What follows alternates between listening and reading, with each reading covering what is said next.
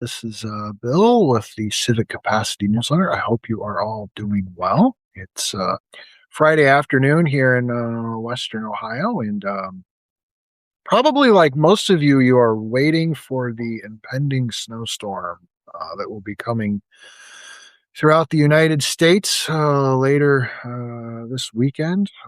We are in the eye of that storm as well. My thoughts and prayers go out to those folks that live in the southern part of the United States that are going to be dealing with ice. We're not going to be having that here. We will be expecting anywhere from about 8 to 12 inches of snow, and that number keeps on creeping up. So maybe at the end of it, we'll be seeing like 10 to 15 inches of snow. Who knows? Maybe if you're in the chat, you can tell us where you are and how much snow that you're going to be expecting. We see Anita and Carol. Welcome. Glad you could join us today. What I really wanted to talk about, though, is the story that we ended up breaking. It's been a little more than a week. It might have been just a week ago.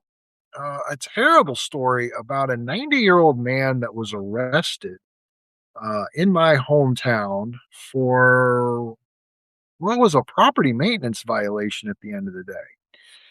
And if you think that sounds weird, it got even more strange the more we dug into the story. So on January 7th, um, I learned that a 90-year-old man was arrested in a grocery store parking lot in my hometown for an open warrant. There was a bench warrant served against him. And so when he drove past a flock camera, and you may be familiar with what a flock camera is, these are those cameras that have like a little solar powered um, panel on them. And what they do is, as traffic drives by, these cameras pick up license plates and they pick up information on where you drive. Well, this gentleman drove by one of those. Police were immediately flagged that there was an open warrant for him. They found the vehicle in a grocery store parking lot. All credit to the police because it does appear that they did exactly what they had to do. The officer responded. They were able to get a photograph of the individual. They found him inside the store. They kindly walked him outside of the store to his vehicle, calmly explained what would happen. And I'll get into that here in a minute. But after his surprise, he understood what was happening. He was handcuffed in front, not in the back, and he was transported at first to the county jail. The officer at that point decided that the county jail was not an appropriate place for this gentleman to be, and if you've been through our jail, you know why. It does not meet standards for any type of incarceration facility. So they took him to another incarceration facility here in the county, which was more modern and minimum security. And he was booked. Within a few hours, he was released, and all charges against him for his property maintenance violation were dropped by the judge. So, what exactly happened here? Well, as I researched this, I was able to find the original complaint that led to the bench warrant being issued. And basically, it said this gentleman at this address had a property at this address, which was in violation of the property maintenance code. And the only problem is that that address was the address where there was a property maintenance violation. There was no property maintenance violation at that address. Now, this gentleman does have another property in our town, and that did have some issues that needed to be resolved. And after working with our city clerk, we were able to finally get the right public records. But every time I asked for the records that were associated with this address, I always got a note back. These records don't exist, and I was extremely, extremely confused. Because it's like when you do a public records request, it's really upon you to ensure that that request is tight enough that the city clerk can actually fulfill that record. Um, if you make public records requests that are too vague, um, they're not going to get fulfilled. Um, we do not want city staff members or staff members of any governmental agency spending inordinate amount of time to fill a request and go on a wild goose chase. And so um, every request that I had made to to our city clerk on public record, she did exactly what she needed to do because those records for that particular address didn't exist. It wasn't until I was able to find that there was another property that this gentleman owned that did have some property maintenance issues, and I was able to get the full record of that. Now, this was a rundown property and it needed help, and the city it was on the city's radar, um, earlier in 2005, maybe even back in 2004. But really, the first, communication wasn't until 2025 on this property. And there was some communication between the gentleman's family and a contractor with the city, on trying to get things fixed. And there were good faith efforts to have that fixed, basically between the April 2025 and June 2025 timeframe, and then things just kind of went quiet. Efforts to get more uh, information on timeline. When will things get done? What are their problems? All of these things. The trail just went quiet. And so the city felt like it didn't have many other options to get the attention of those people involved. And so it eventually filed charges back in November on this gentleman. But again, they used the wrong address. Used the wrong address in their complaint. And so one of the things that was interesting in the police report is the gentleman's like, "Well, we've got this address in which you have a problem." The guy's like, "I don't even know that anymore." And so that's what happened. It was a horrible mistake that was made, um, by the city administration charging this guy with the wrong address. And yes, the charges have been dismissed. I don't know if anything more has happened in terms of trying to fix up the property that has the problems on it. I hope so. From what I understand, there's been some a new contractor that's on the job, and hopefully those issues are being resolved as we speak. But you know, it's January. We're going to get a 10-inch snowstorm, so it's going to be a bit of a challenge. All that to say is the city is beginning to look at some different avenues to help prevent things like this happening in the future. Should this have been a criminal offense? I Hard to say. I mean, it has happened like that in the past, but they're now looking at more of a civil option, which is probably a lot easier and a lot cleaner to handle with these things. Another issue that has come up is, how do we ensure that address records and records are correct? Um, I don't know why the city staffer put down the wrong address in his criminal complaint about where this problem property was. I took a look at other complaints that this individual's filed. He seemed to get it correct on every other one. This one, for some reason, maybe he was I don't know. Maybe he was just asleep at the switch. And people make mistakes. I mean, I'm not going to harp on him too much. These things happen. Heaven knows I've made mistakes on paperwork before. But I think when we take a look at this as a criminal case, you've got to make that standard extremely high, and you've got to make things very, very tight to ensure that you don't run into this situation before. There was a long time ago, I actually did property maintenance inspections for the city of Troy, and I was the guy that would file those charges. And I remember when I would go to the county courthouse and I would talk to the municipal prosecutor about filing charges, the prosecutor was very clear. He's like, I want you to look at this before the arraignment date and let me know if something has changed. Because the last thing I want to do is look like an idiot in front of the judge uh, when the defendant comes in and says, "Judge, there's no problem here."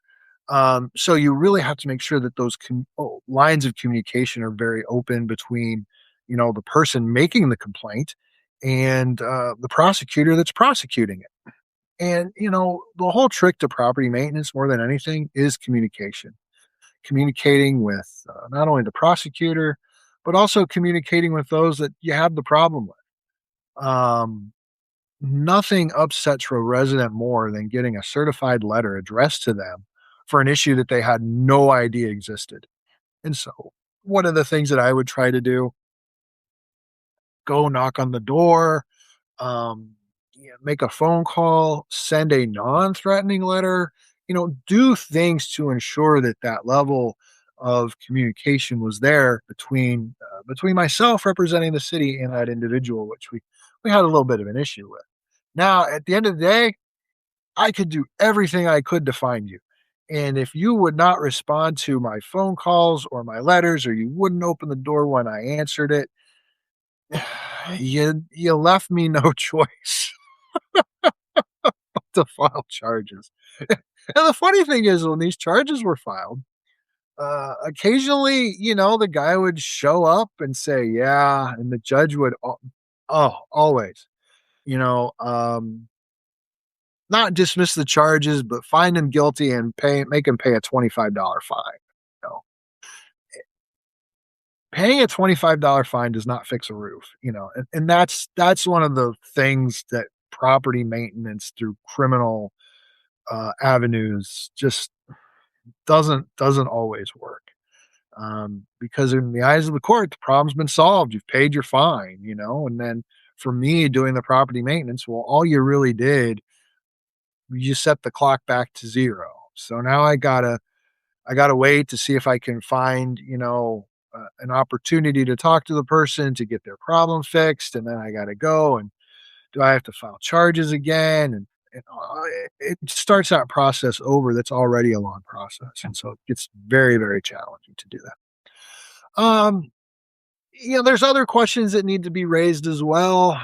The flock cameras, should you be popping somebody with a flock camera that has a misdemeanor? Um, that's still kind of a difficult conversation to have that hasn't happened yet. Um, talk to anybody in law enforcement. The flock cameras do help. People stealing things from retail stores, we can find them, we can get them, we can apprehend them. Um, it's a balance, and in this case, I think the balance went a little too far.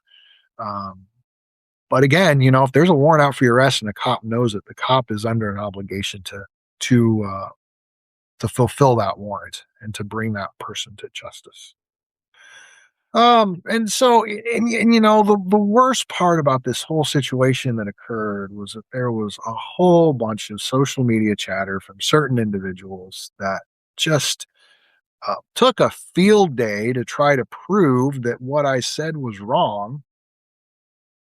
When at the end of the day, none of the facts that I presented were debated for their factualness. Um, I was accused of saying that the city or the county or somebody else did wrong when that certainly was not the case. In fact, if you read my first story, I made it pretty clear. I think everybody who was involved with this probably did exactly what they needed to do.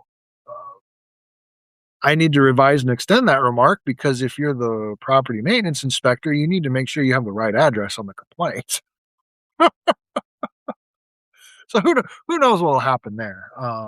Hopefully those individuals will be held accountable. I see a question about that. What that accountability looks like, well, that's up to those people within that organization. That's not up to me. And so yeah, that was kind of the big story of the week. What are we going to be talking about in civic capacity here on out? Well, today we talked about the Parks and Recreation meeting that happened between the Recreation Board and the Park Board this week here in Troy. Um, there's some movement on trying to get the master plan approved and what those recommendations will look like to City Council on how to make some more parks and recreations enhancements here in the community. City of Piqua has some challenges that they're trying to deal with. Most notably, they need to find a new fourth ward commissioner. Nobody ran for the spot in the last election cycle. They took applications. Four people stepped forward, and the four other commissioners said, well, none of these people are ringing our bell. So it's back to the drawing board there on trying to find an individual to serve there in the fourth ward. If they don't, I guess there has to be a special municipal election. Those can be extremely costly, and so we'll have to see how that plays out as well. And so that's what's happening in the world here in Miami County, Ohio. There's 16 of us. Thank you so much for being here today, and I really appreciate it. It's about 2:50 local time, and I don't know if folks have any questions that they want to put into the chat. I'll be happy to answer them, but just wanted to kind of basically recreate that story of why that 90-year-old man got arrested for a property maintenance violation, and it's a fascinating story. And honestly, I'm very proud of helping to tell that story. Um, because I think any local government wants to prevent that from happening in the future. And the fact that that story was told, the fact that that story was told in a fair and consistent manner that respected everybody involved is something I'm very proud of. Um, one of the things that that I don't one of the things that upsets me about some of the critics of the work I'm doing is they think I'm just out to make other people look bad. I've written over 859 separate editions of the Civic Capacity newsletter. And I would challenge anyone to find where I've taken a gratuitous cheap shot towards anybody. I've been critical of certain individuals, absolutely, but I've been critical of their actions that they've taken and what those actions mean for our community. There's a huge difference between uh, pointing out decisions that I believe are not in the best interest of the community and trying to offer a different perspective than that than a simple a simple attitude of unwarranted civic boosterism. Um, Civic boosterism is fine when it's earned and when we can point to positive things that are happening in which everybody has played a role in the success of the community. Civic boosterism is not warranted when it's simply an antidote to those things that are an antidote to those questions that we don't want to answer. If there are questions that we don't want to answer as a community, we don't simply wave the flag and say, "Hey, look how good we are." No, we need to wrestle with those questions, and we need to figure out the best way forward for our community. And that's what I'm trying to do at Civic Capacity. I'm trying to inform and engage and involve our residents into deep conversations about their community, because when you know more about your community, you have more invested in it. And with that, you are able to make decisions for yourself. And sometimes I often wonder if our elected officials on a local level and even our appointed officials on a local level really want us to have the ability to think for ourselves. I think a lot of them think that, we've elected these people, so they're the only ones that should think deeply about these issues, and then we'll give them the opportunity to make those decisions. Now, yes, they are empowered to make those decisions that come in front of them, but we gave them the vote to do that. We didn't give them our brains. We're still allowed to think deeply and think critically about the actions that local government takes in our own community. Well, I'm going to wrap this up. 21 minutes. Thank you for all being here today. If you've not subscribed to the Civic Capacity newsletter, please do. I think you will enjoy it, especially if civic issues, something that you're interested in doing or learning about. Again, big weekend for snow and ice and a whole bunch of nasty weather. I hope all of you take care of yourselves, take care of your families, take care of your communities. Uh, would be a good weekend to just kind of hunker in, but make sure you call somebody, a loved one, a relative, or a friend to make sure they're doing okay as well, especially if you live in places like South Carolina, North Carolina, Tennessee, Mississippi, and Alabama. Those ice storms just look absolutely ferocious. And power outages and loss of heat and things of that, especially with the cold air that's coming in, that just unimaginable. But take care. Again, thanks for joining us. I hope to catch you again on one of these live streams here on Substack. Take care, everybody.